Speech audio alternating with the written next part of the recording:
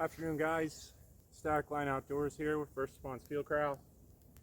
Today, out here hanging out backside of my property. Figured I'd talk to you guys about a few things. So for starters, I figured I would do a review on my snowshoes. So I live in Maine. These are Maine Guide Snowshoes from a local guide service called Pine Grove. I believe the gentleman that makes them is Bob Howe. Really nice guy. Pine Grove, great guide service. They do a lot for veterans. I've done some stuff with them myself, and he's a good guy, and he's a good guide. So if you're interested in doing any hunts or fishing trips or anything like that, definitely check out Pine Grove.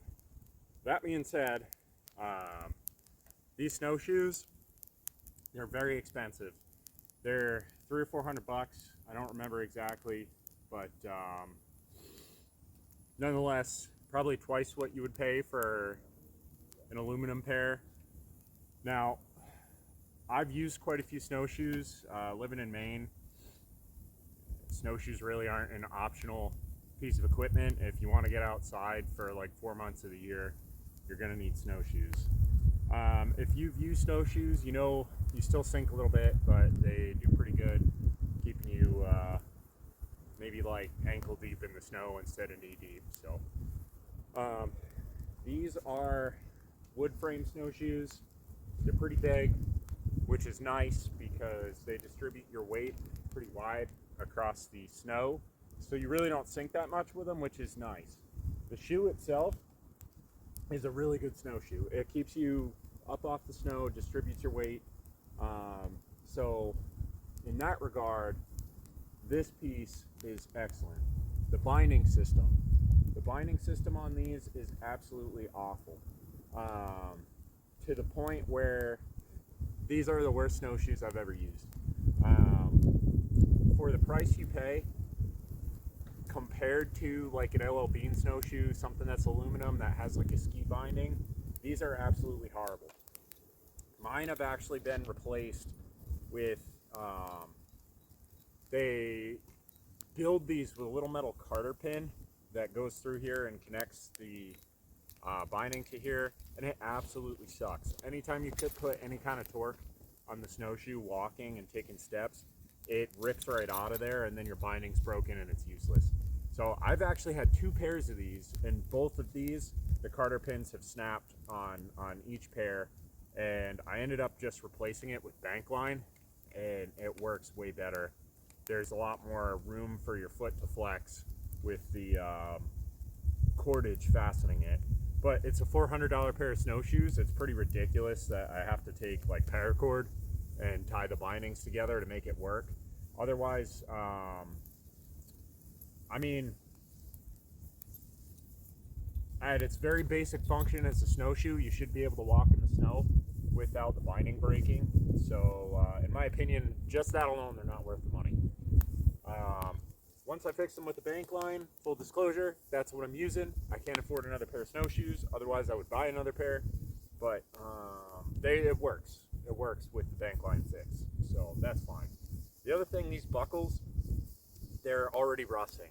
I've only used these for 2 seasons, and they've already got quite a bit of surface rust on them, which I'm really not happy with. I'll have to spray them with WD-40 or Rem oil and scrub it up with 4-aught steel wool. But as of right now, pretty disappointed with the bindings. They are terrible. My other critique on these snowshoes is I have these the ice grabber attachment, and it really doesn't work for shit.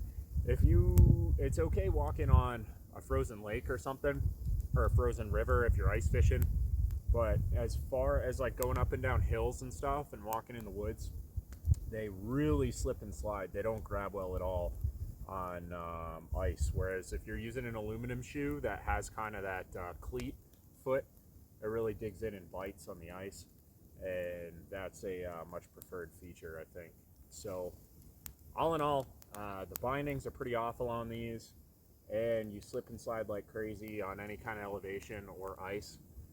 I would say if you are going to buy these snowshoes and all you're planning on doing is like walking on snowmobile trails or like a cross-country ski trail or some kind of groomed trail, then you'll probably be all set. They're good for that. Like hunting or doing serious stuff in the woods, not so much. Again, I'm making them work, and I really like the company. I really like Bob, but and they're very pretty snowshoes. They're good looking, which is initially why I bought them. I wanted a classic looking snowshoe, but for what I need them for, they really don't do too well. Now, I know there's plenty of guys that use them and really like them, and I've never had issues, and that's great for them. But like I said, I have a pair and my father has a pair, and both of them broke in the same way, and they're equally useless.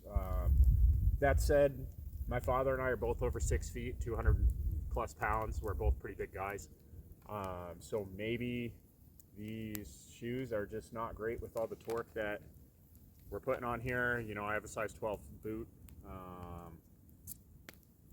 But in my opinion, for $400, where I could buy, you know, like 3 pairs of LL Bean aluminum snowshoes, these are not worth the money. I would save your money and get a pair of cheaper snowshoes, and